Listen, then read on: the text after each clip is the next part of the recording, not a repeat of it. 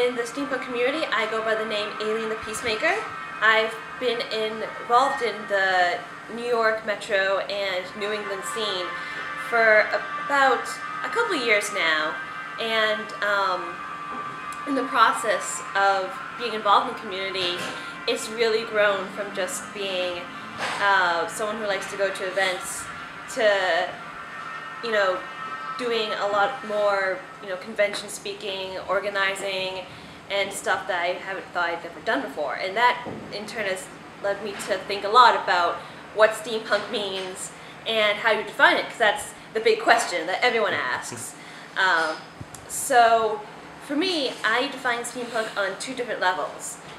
One is strictly as an aesthetic, because that's basically the jumping point of everything else. So I define the steampunk aesthetic as 19th century inspired science fiction fantasy.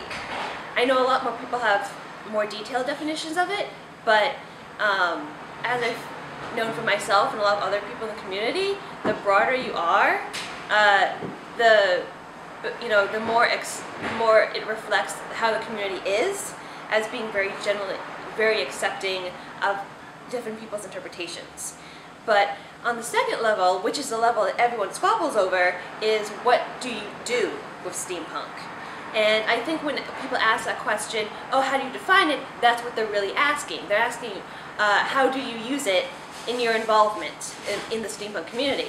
And so that's where you have all of the cosplayers, all of the neo-Victorians, all of the reenactors, and then on the other hand, you have all the filmmakers and tinkerers and burners and former punks, and they all use steampunk in different ways.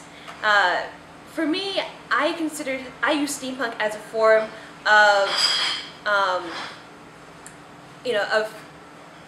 of subversion of history. That's what I really enjoy most about it.